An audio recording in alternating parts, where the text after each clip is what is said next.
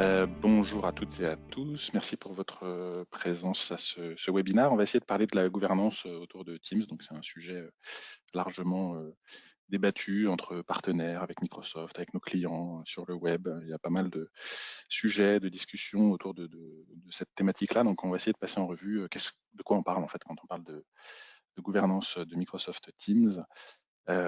Comment nous on voit les choses côté Claranet pour mettre ça en œuvre chez nos clients.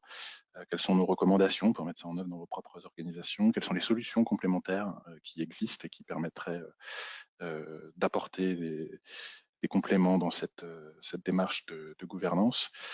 On est dans une session dans laquelle, il me semble, les paramètres vous permettent de poser des questions en levant la main. Marine, je ne sais pas si tu me confirmes le truc. Donc n'hésitez pas si vous avez des questions tout au long de... C'est bien ça, Marine?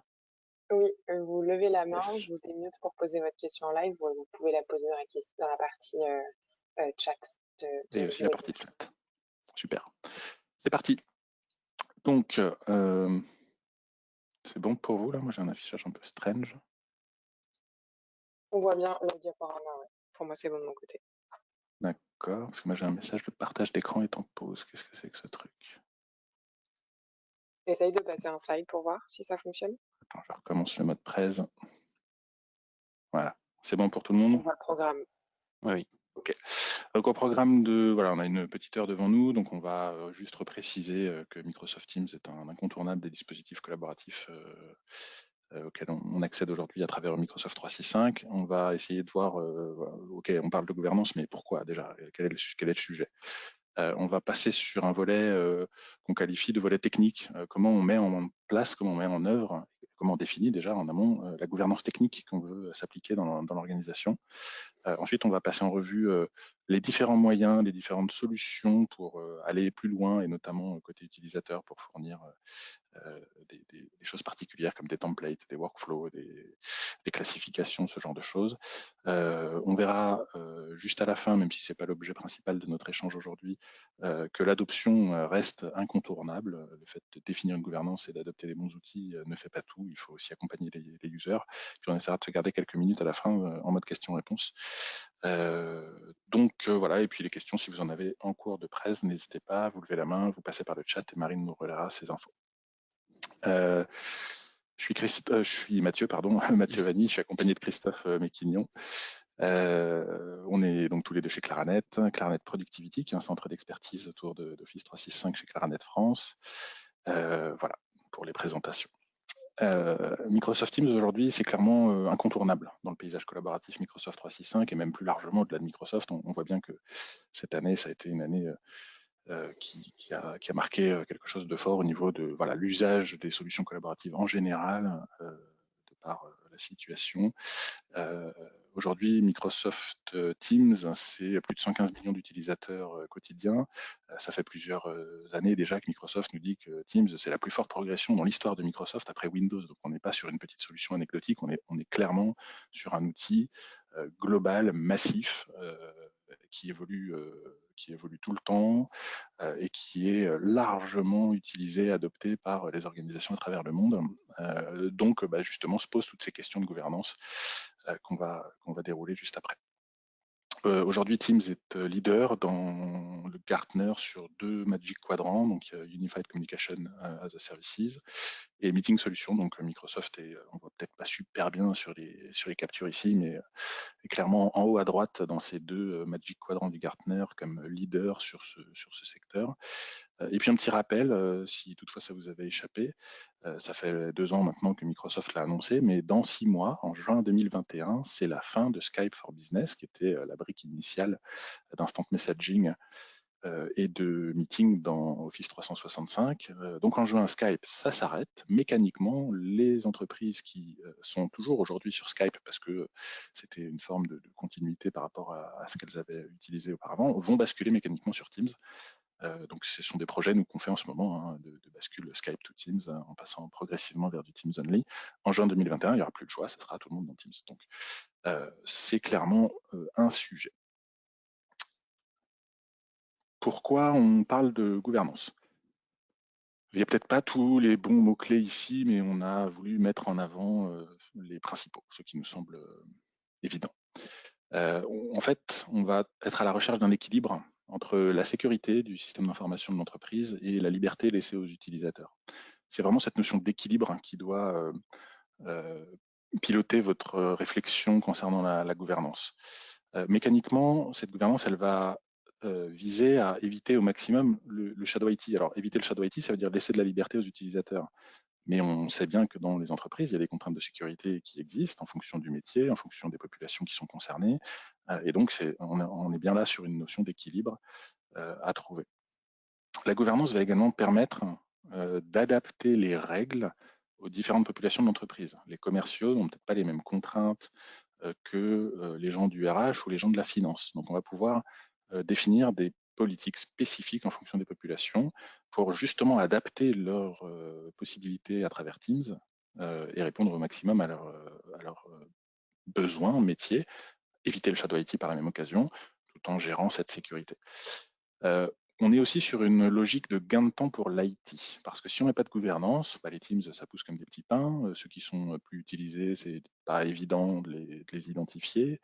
Donc, quand on met en place des mécanismes robustes de gouvernance, de dashboarding, d'analyse, on fait gagner du temps à l'IT pour maîtriser tout cela. Mécaniquement, on va également aller vers une meilleure gestion du stock documentaire. Est-ce que vous vous êtes déjà posé la question, est-ce que j'ai des Teams non utilisés depuis plus d'un an? Peut-être que oui. Qu'est-ce qu'il y a dans ces Teams? Est-ce qu'il y a des documents ou est-ce qu'il n'y en a pas? Est-ce qu'ils sont ouverts à l'extérieur ou pas? Est-ce qu'il y a encore des honneurs sur ces Teams? L'idée de cette partie-là, qui s'appuie sur le dashboarding, sur les audits, ça va être d'identifier en gros les Teams qui sont obsolètes et ensuite de prendre des décisions d'archivage des documents qui sont à l'intérieur. Peut-être qu'on va purement et simplement les détruire, les jeter parce qu'ils n'ont pas de sens à être conservés. Peut-être que le Teams, tout compte fait, doit rester up et donc peut-être remettre des honneurs parce que les gens sont partis de l'entreprise. Enfin voilà, il y a une notion de gestion du stock documentaire et plus largement de la dédoc, de la connaissance de l'entreprise. Et puis, la gouvernance, c'est aussi l'expérience utilisateur. Ça, on le verra plutôt à la fin dans les démos qu'on a prévues. On va vous illustrer que, en mettant en place une solution de gouvernance complémentaire à ce que Teams propose en natif, on peut améliorer l'expérience utilisateur d'un point de vue recherche d'équipe, donc notion d'annuaire des Teams, création d'un nouvel espace avec notion de template. Ça contribue à la fois à maîtriser tout ça côté IT, à gérer de la sécurité versus de la liberté et à améliorer l'expérience des utilisateurs. Donc voilà pour nous les grands sujets auxquels une gouvernance peut répondre. Le premier volet, ça va être la gouvernance technique. Donc là, on va parler des possibilités d'administration de Teams, des possibilités d'administration qui sont également côté Azure AD, puisque Teams s'appuie sur des Office Groups dans Office 365. Les Office Groups se gèrent côté Azure Active Directory. Donc en fait, l'administration n'est pas que côté Teams, elle est un peu plus globale au niveau de votre tenant. On va parler des notions de stratégie. On va parler des notions de package de stratégie, ça va avec. Les possibilités étendues via l'utilisation de scripts, alors PowerShell ou autres, pour étendre en fait les capacités à gouverner Teams par rapport à ce qui est disponible via les interfaces utilisateurs d'administration. Et puis la nécessité de monitorer tout ça et de revoir régulièrement les règles de gouvernance par rapport à l'évolution du métier, des usages, etc. Donc voilà, cette première partie, ça va être ça, les thématiques. On n'est pas exhaustif sur cette slide-là. L'objectif donc de cette définition de gouvernance, c'est quelles possibilités et quelles fonctionnalités on va rendre disponibles, soit au niveau de l'entreprise, soit au niveau des groupes d'utilisateurs. Là, encore une fois, on a listé quelques grandes thématiques. Qui peut créer des Teams? Est-ce qu'on l'ouvre à tout le monde? Est-ce qu'on le restreint à certains utilisateurs? Là, on est précisément dans sécurité versus liberté. Est-ce qu'on laisse tout le monde ouvrir des Teams ou pas? On ne va pas vous apporter aujourd'hui des bonnes pratiques ou des recommandations. En fait, ça va dépendre à chaque fois de votre organisation et de vos propres contraintes. Donc, on ne va pas faire aujourd'hui voilà ce qu'il convient de faire. On n'est pas là pour ça. On va lister les sujets dont on doit se préoccuper.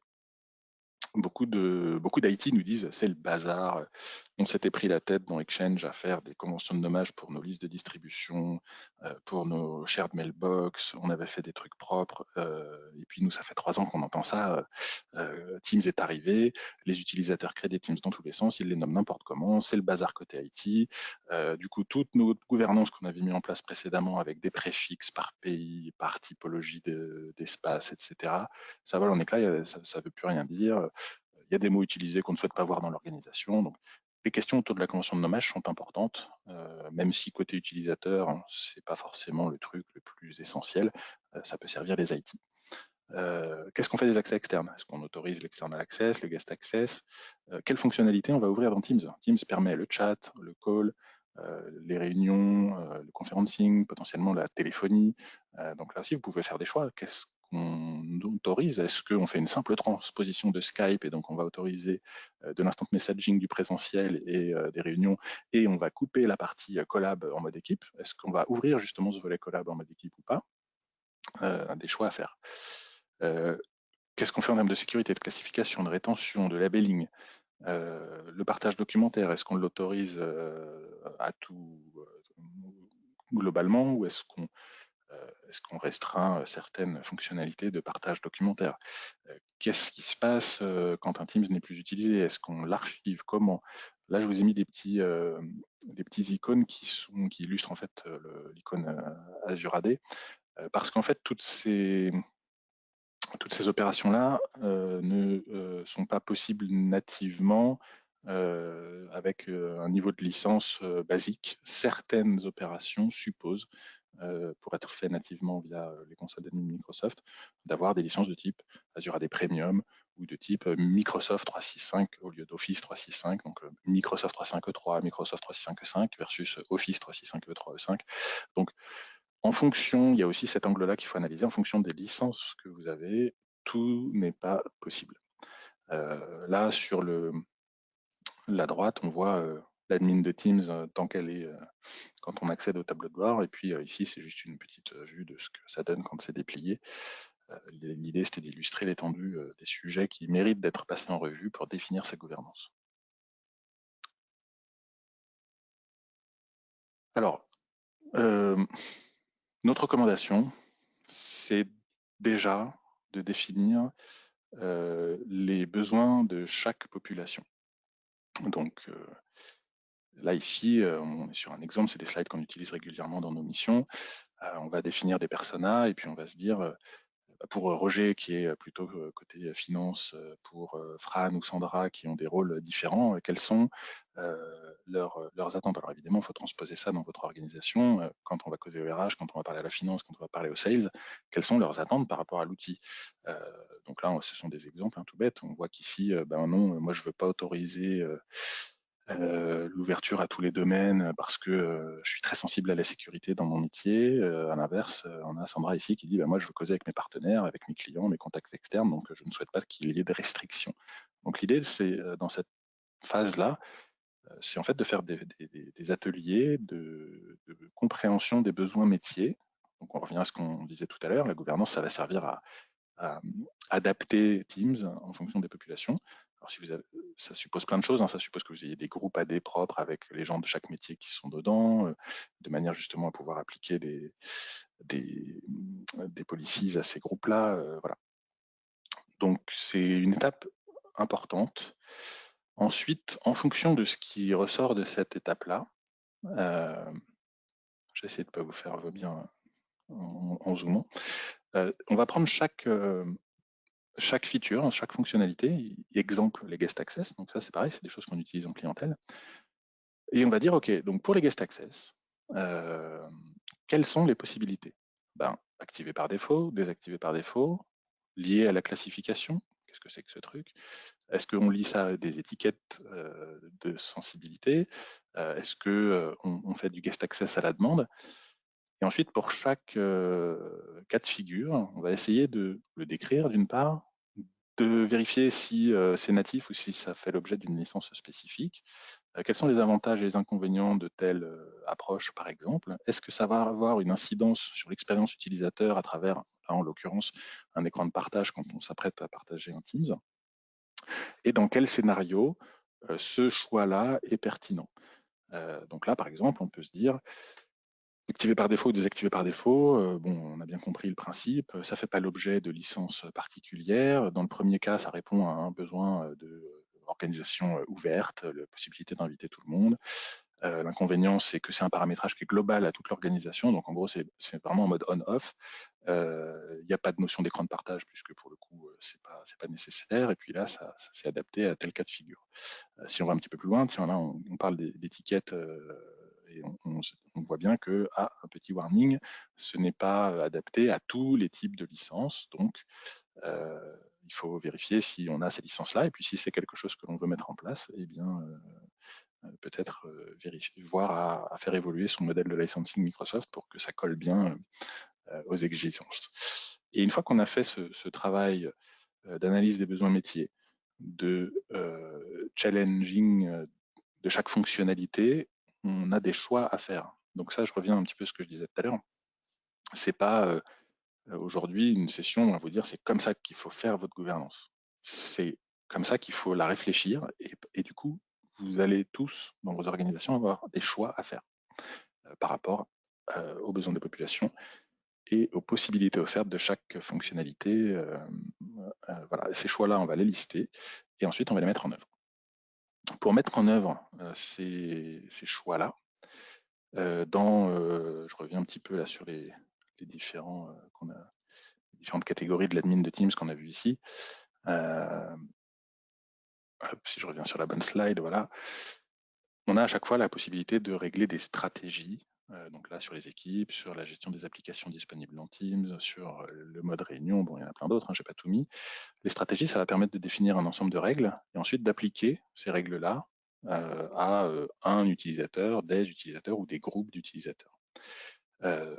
Teams propose également la possibilité de créer des packages de stratégies. Donc c'est les écrans qu'on voit en dessous ici. Donc on est toujours dans l'admin de Teams. On va créer des packages de stratégies.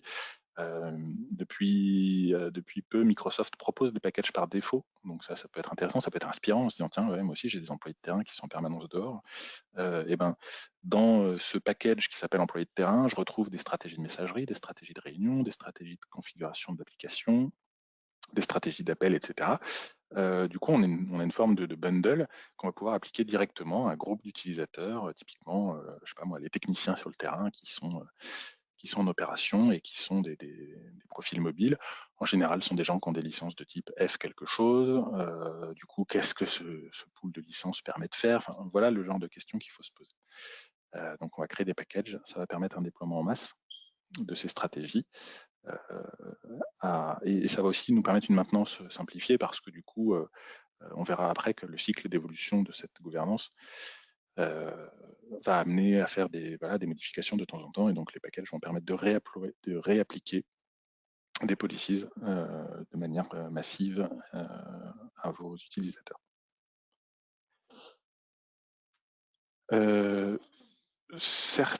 Parfois, on a des demandes un petit peu spécifiques et ces paramétrages-là ne sont pas possibles via l'administration de Teams. Donc, on va passer par du scripting. Là, on vous a mis quelques exemples. Alors, certains clients nous disent moi, je veux désactiver la synchronisation avec le client OneDrive des bibliothèques SharePoint qui sont associées au Teams. Je suis pas là pour juger, moi, de ce choix-là. Je me dis, OK, ça doit correspondre à une exigence de sécurité. Voilà. Ça, on ne peut pas le faire dans l'admin de Teams. Donc, on va pouvoir le faire via du scripting. Des notions de mise en place de classification qui peuvent également se faire par Teams, on a eu.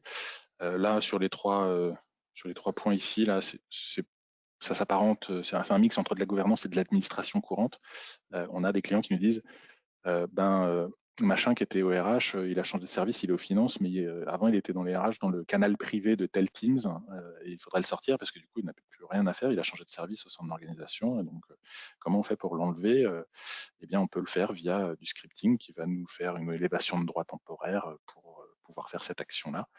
C'est pas possible de le faire autrement. Parfois, on est aussi en mode exploitation, disant bon, on a décidé au global qu'il n'y aurait pas de guest access. Par contre, là, j'en ai quand même besoin, en particulier sur ce Teams-là. Eh bien, on va pouvoir, encore une fois, via du script, aller paramétrer cette action sur un Teams en particulier, en mode exploitation. Microsoft fournit en standard un certain nombre de dashboards, de rapports, d'audits et autres.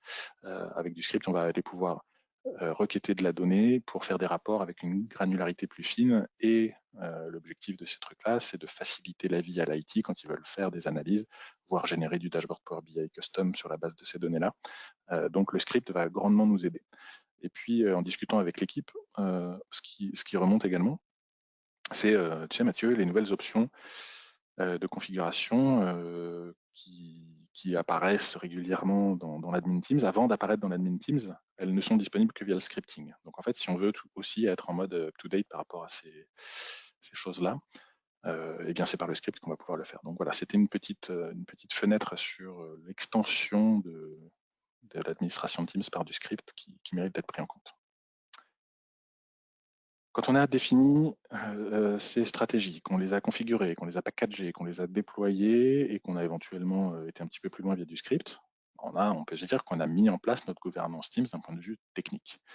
Ce qui est intéressant de faire, et certains de nos clients nous le demandent, d'un point de vue communication utilisateur, c'est d'en déduire une charte d'utilisation. L'objectif, c'est de dire aux users, voilà comment nous avons configuré Teams dans l'entreprise.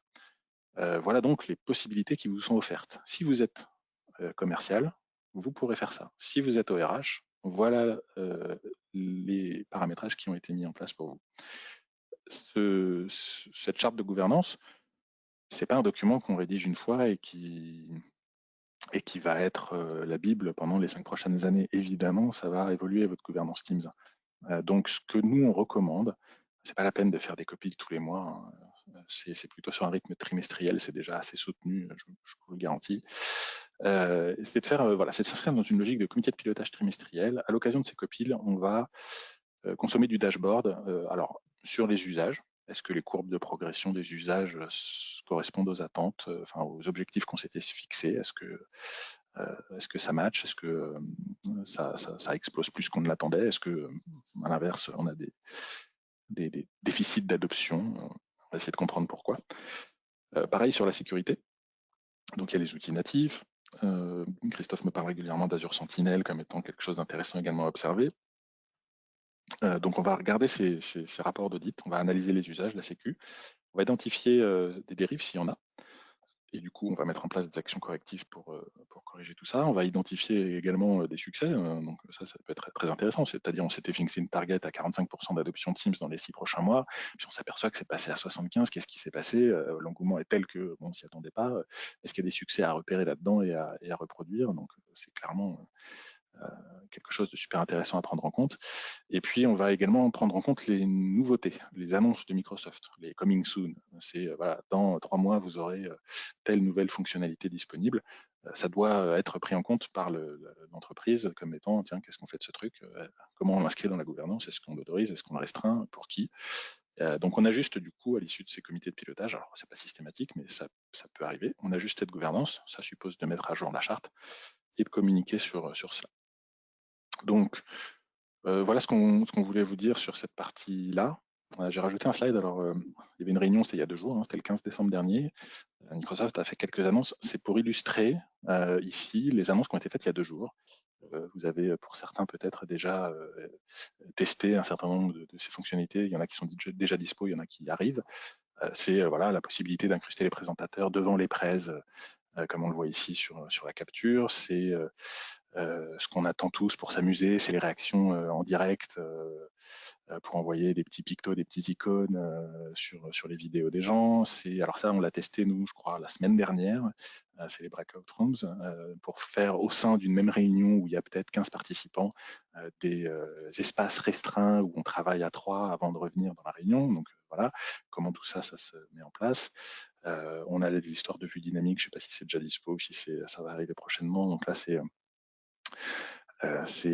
qui je mets en avant. Alors, est-ce que c'est l'IA qui fait le job? Est-ce qu'on définit des gens qu'on met un peu en avant versus d'autres parce que ce sont eux qui sont plus importants dans cette réunion? Le mode ensemble que vous avez certainement déjà éprouvé, qui va arriver avec d'autres fonds. Voilà, le chat bubble, histoire d'avoir des notifs. Toutes ces annonces-là, c'était il y a 2 jours. Ça va venir dans Teams et on doit se poser la question, qu'est-ce qu'on en fait au sein de l'entreprise? Voilà pour ce premier volet. Je ne sais pas si vous avez déjà des questions, n'hésitez pas. On va passer à un second volet maintenant. Est-ce qu'on est dans le timing? Ça fait une petite demi-heure qu'on est ensemble. Du coup, là, on va faire, on va parler de cette fois-ci la gouvernance qu'on qualifie d'opérationnelle. Donc, on va parler des templates, on va parler des annuaires de Teams, on va reparler de la convention de nommage. On va parler workflow de création-validation. Donc, quand on définit sa gouvernance et qu'on se dit, bah, moi, je veux que tel template, on y intègre des utilisateurs externes, mais parce qu'on y intègre des utilisateurs externes, on va quand même soumettre à validation la demande de création de Teams parce qu'il y a un niveau de sensibilité plus avancé qu'un autre. Comment on gère le cycle de vie de ces espaces-là et le dashboarding. Donc, voilà la suite du programme. C'est pas exhaustif, c'est des solutions qu'on a utilisées nous-mêmes chez nos clients. Donc des solutions de gouvernance, en plus des paramétrages qu'on a vus tout à l'heure, il y en a plusieurs. Donc là, on n'est pas exhaustif, mais on peut se dire, il y a eu il n'y a pas si longtemps que ça l'annonce de Microsoft de l'arrivée des templates Teams. Donc pourquoi s'enquiquiner à prendre des solutions complémentaires, puisqu'il y a des templates Teams maintenant qui sont disponibles. Alors il y a 2 ans ou 3 ans quand Teams est sorti, ça n'existait pas, donc c'était pour les éditeurs, les intégrateurs comme nous, des réflexions en disant ça serait bien qu'il y ait des templates, comment on peut faire pour proposer des templates. Donc il y a plein de solutions qui sont nées de ces attentes-là, parce qu'elles n'étaient pas fournies en natif par Microsoft. Bon, c'est arrivé récemment, donc ok, admettons, il y a des templates. Qu'est-ce qu'on peut faire avec ces trucs-là? Il y a des solutions d'éditeurs. Donc là, on met en avant Powell Teams et Sales Teams, qui sont des éditeurs avec lesquels nous travaillons. Donc ces solutions-là ont été déployées par des équipes Claranet chez certains de nos clients. Donc ce sont des solutions d'éditeurs et on va voir juste après ce que ça signifie en termes de philosophie. Là, on va pas faire un benchmark de quelle est la mieux par rapport à l'autre, c'est pas l'objet. C'est plutôt des philosophies différentes. Donc d'un côté, on a l'approche native, d'un autre côté, on a l'approche éditeur. Nous, chez Claranet, il y a un peu moins de 3 ans maintenant, ça doit faire 2 ans et demi, on a créé une offre qui s'appelle Teams Governance. On n'est pas dans une logique d'éditeur, là, on est dans une logique d'intégrateur, c'est de dire comment on peut faire avec les briques existantes dans Microsoft 365, notamment la Power Platform, donc Power Apps, Power Automate pour les workflows, du dashboard avec Power BI, Azure AD, l'Office Graph, comment on peut faire en utilisant les briques existantes en mode intégrateur pour proposer justement des templates, des workflows de validation, de la classif, de l'annuaire. Donc on va voir que c'est possible aussi. Et puis plus récemment, on a exploré, donc là c'est le picto de Power Virtual Agent, qui est une des briques de la Power Platform. C'est la gouvernance à travers du bot conversationnel. Donc plutôt que de passer par une application, on va proposer peut-être aux utilisateurs de dire vous allez faire des demandes au bot de création d'un nouveau Teams par exemple. Donc, on va essayer de vous montrer tout ça dans les minutes qui suivent. Juste avant, j'ai 3 slides à vous présenter pour en fait plutôt parler de philosophie, chacune des approches étant différente et potentiellement adaptée à votre contexte. Donc,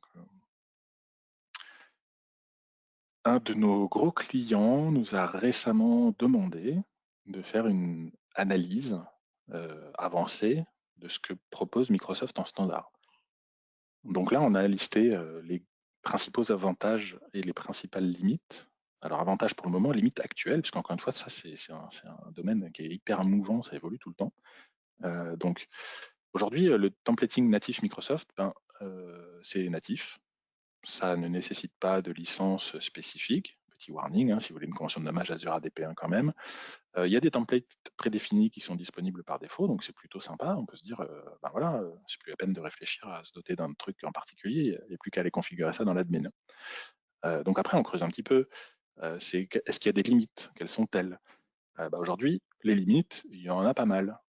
C'est pas possible, par exemple, de désactiver les templates prédéfinis par Microsoft. Donc ici, sur cette capture qu'on voit là, quand un utilisateur va vouloir créer une équipe, il aura de base tous les templates Microsoft disponibles. Adapteur Office 365, collaboration au sein de, je ne sais plus ce que c'est. Tout ça, c'est des templates natifs Microsoft. Et ils sont là, on ne peut pas les bouger. On ne peut pas forcer l'utilisation des templates, c'est-à-dire qu'il y aura toujours cette possibilité que vous connaissez tous, qui est de créer un Teams à partir de zéro. Limite importante parce que quand on fait des templates, souvent, c'est pas que pour créer des structures vides, c'est aussi peut-être pour précharger des contenus à l'intérieur des espaces qui vont permettre aux équipes de démarrer leur collaboration plus efficacement parce qu'il y a déjà les éléments de base dont elles ont besoin. Et ben, dans le templating Microsoft aujourd'hui, on ne peut pas précharger des contenus dans les fichiers, par exemple. On ne peut pas précharger des fichiers dans la zone fichier des canaux. On peut définir des onglets, mais les onglets, ils arrivent vides. C'est-à-dire que vous pouvez aujourd'hui dire, dans mon template, je vais mettre un onglet Power Apps. OK. Quand vous allez créer votre Teams, il y aura un onglet Power Apps, mais quand vous allez aller dedans, il n'y aura pas d'appli dedans.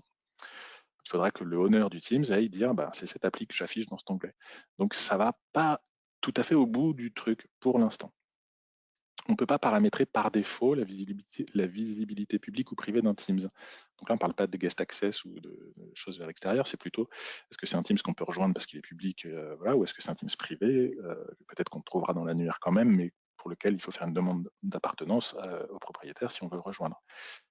Et quand on parle de template, certains de nos clients nous disent moi, ce template-là, je veux que par défaut, il soit privé. Il n'y a pas le choix, parce que voilà, ce qui va se passer dans cet espace-là, vu la nature de cet espace, c'est de fait privé. Et on ne peut pas aujourd'hui, avec MS, paramétrer ça. On ne peut pas ajouter automatiquement des propriétaires ou des membres. On verra dans les démos juste après que les solutions d'éditeurs ou les solutions composites que l'on peut réaliser sur la plateforme, sur la Power Platform, en fait, vont au-delà de ces limites, évidemment, sinon il n'aurait plus lieu d'être. Il n'y a pas de fonctionnalité de modération dans les canaux, on ne peut pas gérer les icônes spécifiques. Et aujourd'hui, on a ce genre de demande, c'est tiens, les équipes RH, on voudrait qu'il y ait l'icône machin parce que c'est l'image qu'on veut communiquer dans l'organisation de ce service-là. Donc, ça serait sympa si on pouvait avoir une icône. Aujourd'hui, chez MS, on ne peut pas. Les solutions d'éditeurs, il y en a plusieurs. Salesteam, Teams que l'on connaît chez Claranet, que l'on a déjà déployé chez nos clients et qui sont très, très, très intéressantes. Il y en a d'autres. La philosophie, quand on est dans cette logique de déployer des applications, déjà, c'est de se dire, c'est des applications packagées. C'est pas des efforts de déploiement importants parce que ce sont des applications qui sont déployées depuis le store. Donc en gros, si on a les droits, on va pouvoir aller dans le store Teams, sélectionner son application, la tester et éventuellement la déployer au niveau de l'entreprise. La couverture fonctionnelle de ces applications, de fait, elle est celle de l'éditeur au moment où vous vous dotez de l'application. Et puis l'éditeur décide lui-même de sa propre roadmap et de l'évolution fonctionnelle de son application. Donc en fait, vous êtes dans une démarche de dire, je prends cette application-là parce que je l'ai challengée, parce qu'elle répond à mes règles de gouvernance, parce que le modèle de pricing me convient, et la couverture fonctionnelle, elle est X, et c'est celle elle est comme ça, elle n'est pas extensible, parce que c'est une application de fait qui est disponible dans le store pour tout le monde, de la même manière. Alors ça ne veut pas dire qu'elle évoluera pas, hein. Chaque éditeur a sa propre roadmap, en plus tout le monde est très actif sur le sujet, donc c'est quand même super intéressant, il faut suivre ce truc-là. Et puis souvent, c'est un modèle de pricing per user per month. Donc ça coûte X euros par utilisateur par mois. Certains éditeurs ont des tranches. C'est par exemple de 1 à 250 users, c'est tant. De 250 à 500 users, c'est tant, et ainsi de suite. Donc ça reste un modèle quand même per month, en fait. Donc on est sur une logique de souscription. L'autre approche, et puis on va essayer de vous montrer à quoi ça ressemble juste après. Christophe, je te redonnerai la main. C'est de construire des solutions, comme on l'évoquait tout à l'heure, basées sur la Power Platform. Donc la Power Platform, il y a Power BI, Power Apps, Power Automate, Power Virtual Agent. Il y a plein d'autres trucs en dessous. Il y a Dataverse, il y a les connecteurs et compagnie. Mais là c'est le haut de l'iceberg, c'est ce qu'on voit. Là, la logique, elle est un petit peu différente. Ça va être la capacité à faire une application custom qui va du coup pouvoir, en termes de couverture fonctionnelle, être flexible et répondre précisément aux besoins de l'entreprise. C'est pas un déploiement click and run, c'est un déploiement un petit peu plus lourd, du coup, de démarche d'intégration. Et c'est plutôt un pricing en jour homme où on va, alors soit vos propres équipes internes ont cette connaissance, expertise autour de la Power Platform, et du coup, ça vous coûte rien, entre guillemets, à part du temps que passent vos équipes sur le sujet. Soit vous passez par des prestataires comme Claranet, dont c'est le métier, qui vont faire cette phase de setup, en fait, d'intégration avec vous. Et donc là, on est sur un pricing en jour, mais on est plutôt sur un modèle one-shot, en fait, parce que l'application, une fois qu'elle est faite, elle tourne sur votre tenant, c'est les briques de votre tenant, c'est maintenable par vous ou par nous dans le temps, mais une fois qu'elle est faite, cette appli, globalement, elle tourne, elle est chez vous et ça vous appartient. Donc, on n'est pas sur une logique économique, per user, per month. Christophe, je pense que c'est le moment, je vais essayer de te repasser la main. Je vais essayer de te repasser la main. Est-ce que c'est good pour toi? Christophe? Voilà, oui, je partage mon Et du coup, écran. super, Je sais pas si vous voyez mon écran. c'est bon pour moi. C'est bon? Très Yes. bien. Donc, ce qu'on vous propose, c'est de vous faire un petit overview de quelques solutions. Donc là, notamment, nous sommes connectés sur l'environnement Powell Teams de Powell Software, donc qui est accessible depuis le client web ou depuis le client lourd de MS Teams.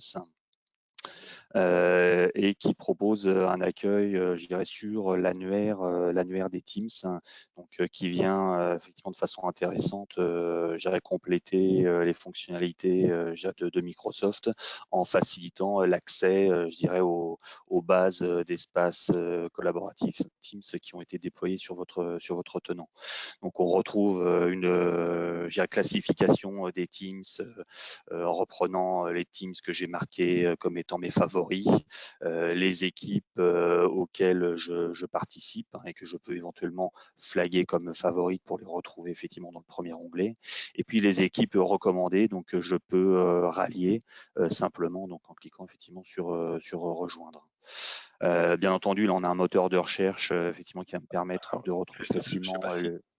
Christophe, tu m'entends? Je sais pas si en fait on voit le bon écran, ou si tu en as deux, parce que là on voit ton bureau, on voit le navigateur, mais pas en plein écran, donc je sais pas si. En tout cas, moi je vois ça, je sais pas Marine de ton côté. Mais si tu es en train de nous montrer des différents Ouais, éléments, j'ai pareil. l'impression que ça bouge. Ah, pardon, écran du moniteur principal. Ah, je pense Ouais, que c'est là, c'est beaucoup bon. mieux. Voilà, du coup tu peux reprendre peut-être je sais pas où, à partir de où tu Excusez. montrais les éléments, mais voilà, c'est beaucoup mieux. Voilà. Merci. Donc on retrouve effectivement les différents onglets de classification des Teams entre mes Teams favoris, ceux effectivement auxquels je participe, et les Teams qui me sont suggérés et que je peux rallier simplement effectivement en cliquant ici sur rejoindre. Donc on a la recherche également plein texte qui me permet de retrouver rapidement un Teams, hein, ce qui peut être intéressant dès lors qu'on a une certaine volumétrie d'équipes qui sont déclarées sur le tenant. Et on va retrouver la capacité à filtrer, je dirais, les Teams depuis donc des métadonnées, hein, via le filter pan mode moderne expérience. On va retrouver effectivement les différentes classifications qui ont été paramétrées et associées au modèle de Teams. Hein. Donc ça, effectivement, c'est entièrement paramétrable et contextualisable en fonction de vos besoins propres. Hein. Ah, bien entendu, on va pouvoir effectivement de façon assez simple et assez didactique créer une équipe. Donc là, on est bien Donc là, dans l'expérience utilisateur qu'on évoquait tout à l'heure. C'est voilà, est-ce que ces solutions de gouvernance, elles amènent quelque chose de plus? Christophe, tu vas nous présenter là, mais moi je trouve que c'est vachement sympa de pouvoir avoir ce genre de menu avec différentes étapes bien expliquées pour guider l'utilisateur dans ses choix. voilà, donc c'est vraiment effectivement didactique, hein, étape par étape. On va pouvoir aider l'utilisateur à faire les bons choix en termes de modèle, en termes de qualification, de nommage de ces teams, pour que ceux-ci soient effectivement provisionnés dans le respect des règles de gouvernance qui auront été définies, je dirais, en amont. Donc là, on va pouvoir réaliser une recherche, bien entendu, sur les modèles à disposition, choisir le modèle approprié avec un petit rappel, je dirais, de l'objectif fonctionnel de la couverture fonctionnelle du modèle. Et ensuite, effectivement, étape par étape, on va pouvoir classifier, je dirais, le Teams, ce qui va impacter, je dirais, le plan de nommage, qui va se répercuter sur le plan de nommage. Voilà, donc là, c'est un Teams pour l'équipe IT sur la France et un Teams, je dirais, qui est uniquement en utilisation interne. À l'issue de ça, je vais pouvoir indiquer le nom de mon Teams, une description et valider. On a vu la convention de la nommage, création je ne sais pas si ça a été bien vu sur la phase d'avant, mais on a vu que la convention de nommage, elle s'est créée automatiquement. Si tu remontres juste l'étape où tu mets le nom, voilà, web démo, on voit qu'en bas, là, votre organisation a défini une convention de nommage, etc. Donc, on a automatiquement un préfixe qui s'est mis, on a le pays qui s'est mis, etc. Et donc là, on a un Teams qui va être nommé correctement, qui comporte le nom de l'équipe, évidemment, qui est souhaité par l'utilisateur, mais qui a aussi un ensemble de termes complémentaires qui vont permettre de mieux gérer ça côté IT et puis aussi d'avoir une cohérence d'ensemble dans l'entreprise. Donc ensuite, on va retrouver des attributs liés, je dirais, à la sécurité du Teams. Donc là, sur le modèle retenu est par défaut un modèle de Teams privé, mais on pourrait avoir d'autres niveaux de confidentialité, public, confidentiel ou autre, je dirais, qualification qui vous est propre. On va pouvoir définir des propriétaires et les membres, sachant que associé au Teams, on va pouvoir, je dirais, imposer la création l'association de N propriétaires ou de N membres. Donc là, on voit que par défaut sur ce Teams, on a un certain nombre, je dirais, de propriétaires qui sont déclarés par défaut. Les membres, là, effectivement, c'est plus ouvert. On a un membre par défaut qui est Jean-Pierre, mais on va pouvoir en rajouter d'autres, par exemple, pour ceux effectivement qui sont autorisés. Là, on a aussi dans ce modèle-là, on voit celui-ci, par en exemple, bas de l'écran voilà, des règles qui font qu'on ne peut pas passer à l'étape suivante tant qu'on n'a pas rempli les conditions qui ont été définies pour ce modèle. Typiquement, là, ça nous dit faut rajouter un membre supplémentaire parce que vous ne pouvez pas ouvrir ce type d'espace tant que vous n'avez pas au minimum 3 membres dans l'équipe. Donc là, on ne pourra pas cliquer sur suivant tant qu'on n'aura pas fait le job. Voilà. Les administrations par défaut, ça c'est intéressant. Il y a certains clients qui nous disent, nous, les espaces DRH, les espaces RH, on veut que la DRH soit dedans systématiquement. Donc par défaut, on peut imaginer que les modèles RH, il y a par défaut un propriétaire qui est la DRH. Ce genre de choix que vous formulez dans les phases d'assessment, en fait, on peut les configurer dans les modèles et c'est précisément ce qu'on est en train de voir ici. Donc voilà, il y a 3 membres, tu peux y aller. On est conforme. Voilà, donc là, on a un tableau, je dirais, de synthèse, de résumé des différents paramètres qui ont été renseignés en amont. Si tout cela me convient, je peux procéder à la création de l'équipe. Donc là, on note ici qu'il y a un workflow d'approbation qui est associé à la création du Teams. Donc ça, encore une fois, c'est une option qui est paramétrable et associable, je dirais, aux différents templates qui sont exposés dans Power Teams qui vont permettre de passer par un circuit d'approbation avant création effective du Teams. On n'a pas pu le voir là, à travers cet environnement de démonstration, mais on a également capacité, en fonction des tags que l'on a renseignés ou des éléments qu'on a renseignés pour la création du team, de proposer, je dirais, à l'utilisateur de rallier des teams de la même thématique plutôt que d'en créer un nouveau. Donc ça peut être également un point intéressant pour éviter, je dirais, la multiplication des teams sur la même thématique. Donc là, on voit également, donc je reviens sur l'annuaire, que on a un rendu sur le statut de mes demandes de création de Teams, et en l'occurrence le site que je viens l'espace que je viens de créer est en attente d'approbation. Donc là, tu as une vision utilisateur. En gros, tu as demandé de la création d'espace. Ils sont toujours en attente d'appro. Là, sur cet espace de démo de l'éditeur, nous, on n'a pas des élévations de droits qui nous permettent d'être admin de l'outil.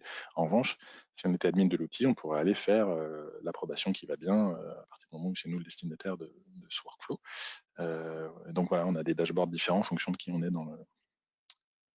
dans l'organisation et du droit. Tout à fait. Donc là, premier overview d'une solution donc éditeur hein, déployée depuis le store Teams. Une autre approche que vous voyez ici et l'approche plutôt intégrateur, donc qui s'appuie sur l'offre Power Platform, donc l'offre effectivement Teams Governance que l'on a réalisé, que l'on a intégré chez Claranet, qui présente une approche plus modulaire que celle des éditeurs, hein, dont les fonctionnalités sont packagées, all inclusive et dont les mises à jour sont gérées par l'éditeur, comme expliquait Mathieu tout à l'heure. Là, on va pouvoir faire un déploiement, je dirais, plus modulaire et vraiment ciblé à un cas d'usage ou un besoin métier vraiment spécifique. Par exemple, il nous est demandé uniquement d'exposer simplement un formulaire étape par étape de création de Teams, mais sans forcément avoir les modules de gestion de workflow, sans avoir forcément les modules de monitoring, etc. Voilà, donc là, on peut vraiment réaliser des déploiements plus ciblés pour couvrir des besoins précis. Donc après, là, le principe, c'est de charger l'application dans un format Power Apps, hein, donc à travers le Teams, hein, et pourrait se charger également au format Power Apps depuis votre digital workplace ou depuis effectivement votre application mobile. Les formulaires sont également disponibles au format SPFX, hein, donc au format SharePoint Frameworks. Donc en fonction du contexte, on va pouvoir choisir l'une ou l'autre des interfaces. En termes d'ergonomie, on se retrouve avec, je dirais, un module de provisioning de Teams qui également fonctionne étape par étape, hein, assez didactique encore une fois. On va pouvoir d'abord choisir l'outil propose la langue par défaut de l'utilisateur, mais on a également capacité d'aller chercher d'autres langues à disposition sur les modèles. Donc là, après, le principe est très similaire. Après, vraiment sur plutôt une philosophie différente, mais après, le principe, ça reste du template, ça reste des questions sur la sécurité, ouvert ou pas à l'extérieur, comme on le voit ici. Là, comme c'est une Power Apps, vous pourriez tout à fait, en tant que client, dire moi, je veux que cette Power Apps, elle soit d'un look and feel vraiment spécifique aux couleurs de mon organisation, etc. Du coup, comme c'est quelque chose de custom qu'on va réaliser, c'est tout à fait envisageable. On retrouve la convention de nommage qui se construit de la même manière. Donc on le retrouve ici. Hein. Ouais. Voilà, donc la même façon, des contrôles sur le nombre de propriétaires.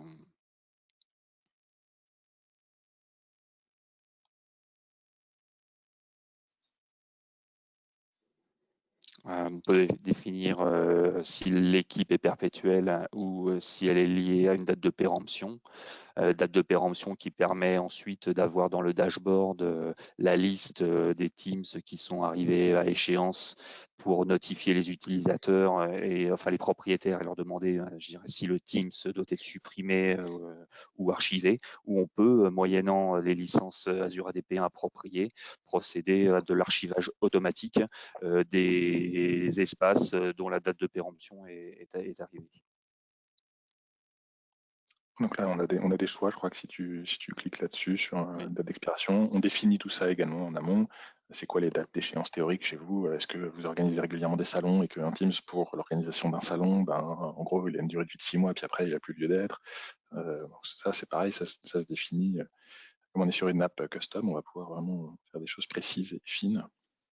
Le rappel global. En fait, dans le dessous des cartes, un peu, c'est le paramétrage et la déclaration, je dirais, de ces variables de paramétrage se font dans des listes SharePoint, hein, en fait. Hein. Donc, on capitalise vraiment à fond sur l'écosystème Office 365 pour, je dirais, intégrer cet environnement. Voilà, donc là, il nous reste pile 10 minutes. Ouais, on retrouve juste donc la synthèse des éléments qu'on a renseignés et puis on valide. Et là, le Teams est provisionné sans demande d'approbation particulière. Donc, il y a un process effectivement qui tourne pour créer tous les éléments nécessaires. Et sous une dizaine de minutes, le Teams est disponible. Donc Mathieu, tu voulais montrer également la partie bot, qui est une autre approche ergonomique. Ouais, ça serait pas mal. Et puis après, on parlera un petit peu d'adoption. Puis il nous restera 5 minutes pour les questions-réponses. Donc voilà, c'est un petit survol du bot. Là, c'est quelque chose, donc on est sur notre propre espace d'environnement, de démonstration, pardon, enfin, ou de test plutôt. Bon, on s'est amusé à configurer Power Virtual Agent, parce que des bots, il peut y en avoir de différentes natures. En fait, il y a des bots d'éditeurs qui vont plutôt être consommés sous forme d'app. Là, on est sur Power Virtual Agent, encore une brique de la Power Platform, qu'on a travaillé. Et puis, bah voilà, Christophe est en train de nous faire la démo du bot. Donc, Tony. Voilà. Alors, le bot, c'est bien, mais effectivement, il faut l'enrichir, il faut lui apprendre des choses. Voilà. Donc là, on lui a pas trop appris la politesse à Tony. Il sait pas dire bonjour. Donc, on va être un peu plus brut de fonderie avec Tony. Voilà. Donc là, typiquement, on va lui demander de créer un Teams et on va engager une conversation. Donc, il va reprendre en fait les différentes étapes que l'on retrouvait dans le formulaire Power Apps qu'on a présenté précédemment. Donc, Tony peut nous proposer de créer un espace, nous exposer les modèles à disposition. Donc voilà, je vais vous recréer un Teams de type communauté. Peux-tu m'indiquer si tu souhaites apporter une restriction à ton équipe, donc pour avoir effectivement la classification en termes de confidentialité. Voilà. Alors après, rien n'empêche d'avoir un bot humoristique et convivial pour, encore une fois, optimiser l'interactivité avec l'utilisateur final. Voilà, donc ça, c'est un exemple rapide sur un bot de provisioning de Teams. Mais on pourrait très bien imaginer avoir un environnement complet de provisioning d'espace ou de différents services, je dirais Office 365, que ce soit des sites SharePoint ou autres types de fonctionnalités intégré au sein d'un bot unique qui en fait se substitue à un service desk end user pour l'ensemble de vos collaborateurs. Bon, voilà, rapidement, effectivement, en fonction du temps imparti. Je ne sais pas si Mathieu, tu voulais préciser des choses par rapport au bot. Non, c'était intéressant d'avoir cette overview là sur des solutions d'éditeurs, des solutions un peu custom qu'on a pu réaliser sur la Power Platform. Là, on a la Vision Bot qui est un peu plus, on va dire, moderne. On est sur du conversationnel. Le bot, au bout d'un moment, quand on aura fini tout cet échange-là, où en fait, il va guider l'utilisateur, il va pouvoir déclencher un workflow qui lui-même va aller faire le provisioning de Teams. Et puis, bon là, on n'a pas vu, et puis on n'aura pas le temps, mais l'idée des templates, c'est que ces espaces-là, ils arrivent pré-câblés avec des canaux, avec des onglets, potentiellement des contenus préchargés dans les différents canaux dans la zone fichier, que dans les onglets, il y ait déjà, je sais pas moi, des liens vers des bibliothèques SharePoint préparamétrées parce que c'est des stocks documentaires utiles. Enfin, la notion de template en elle-même, là, on l'a survolé, mais je pense que c'est à peu près clair pour tout le monde. Et donc, quelle que soit la solution là qu'on vient de voir, à part les limites de la version native Microsoft, eh bien, on est en capacité de faire tout ça. Je vais reprendre la main, Christophe. Normalement, c'est good. Montrer mon PowerPoint. Hop. Normalement, c'est bon aussi. Vous voyez? Oui, c'est bon, on voit, monsieur. Ok. Bon, il reste un slide, on a terminé. C'était juste pour mettre en avant la notion d'adoption. On pourrait faire un webinaire dédié à l'adoption. Ce qu'on recommande à nos clients, après qu'on ait fait donc cette définition de gouvernance, cette mise en place technique de la gouvernance, ce choix d'une solution, si besoin, de gouvernance complémentaire avec des templates, des workflows, des annuaires avancés, du dashboarding, etc., c'est d'ensuite s'inscrire dans une logique de gestion du changement, d'adoption. Donc, on a structuré une offre chez Clarnet qui s'appelle Adopt 365. Les grands principes, c'est constituer une communauté. Alors, on appelle ça des ambassadeurs, des champions, des power users, chacun son terme. L'idée, c'est de constituer une communauté d'ambassadeurs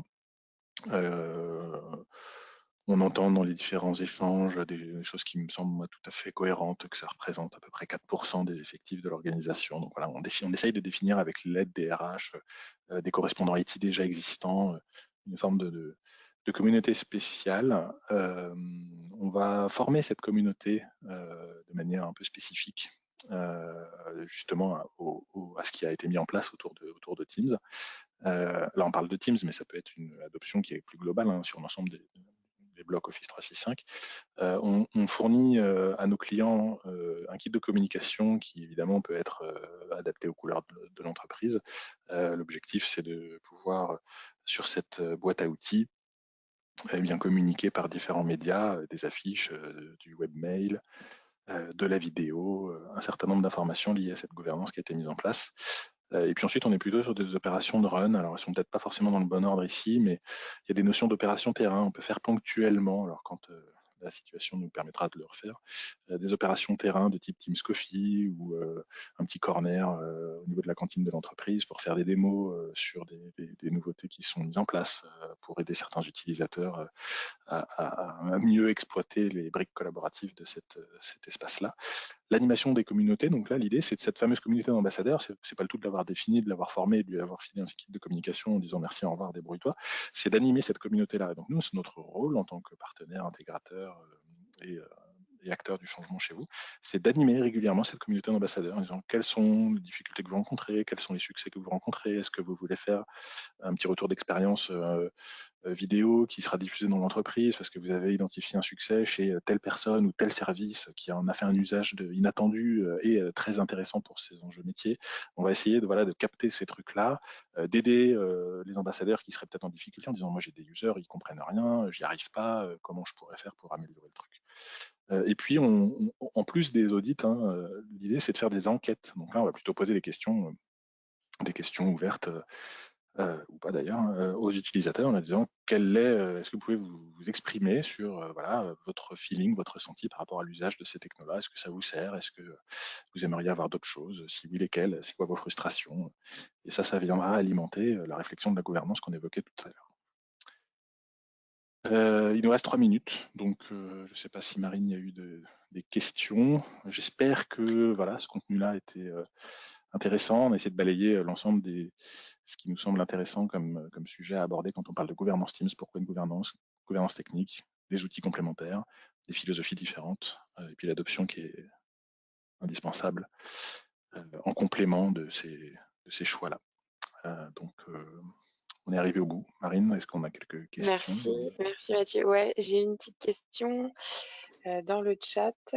C'est peut-on obliger les utilisateurs à passer par une solution de gouvernance pour la création d'un Teams? Alors, oui, là l'idée en fait c'est si je comprends bien, c'est de pas laisser la possibilité de créer des Teams comme c'est possible nativement, justement en forçant l'usage de ces fameux templates qu'on a mis en place. Oui, c'est possible. C'est quelque chose qui se paramètre au niveau des Office Groups parce qu'en fait, Teams s'appuyant sur les Office Groups, ça suppose d'aller interdire la création des Office Groups, ce qui empêchera les utilisateurs dans l'application Teams d'avoir le petit bouton créer un Teams. Et de fait, s'ils souhaitent créer un Teams, ce qu'il faut leur laisser évidemment cette possibilité-là, eh bien ils seront reconduits vers la solution que nous aurons déployée, quelle qu'elle soit, Sales Teams, Power Teams, la Power Platform ou autre. Et du coup, là, on les guide vers l'utilisation de ces templates et de ces process d'entreprise que nous avons mis en place. Donc oui, c'est tout à fait possible. Ok, merci Mathieu. J'ai une dernière question. Une autre question. Peut-on mettre en place un bot sur une version Teams native? Je suis pas sûr d'avoir compris la question. En fait, j'aurais tendance à Est-ce dire que peut-être oui. La démo qu'on vient de présenter, là, c'était Power Virtual Agent, donc c'est une brique de la Power Platform, ça s'intègre nativement dans Teams. En fait, c'est pas une solution complémentaire, donc c'est une opération d'intégration. On va configurer Power Virtual Agent pour délivrer le service de type conversationnel à l'intérieur de Teams. C'est natif, il n'y a pas de solution complémentaire là. Je sais pas si ça répond à la question. ça a l'air de répondre à la question? Parfait, Oui, merci. Tel répondu.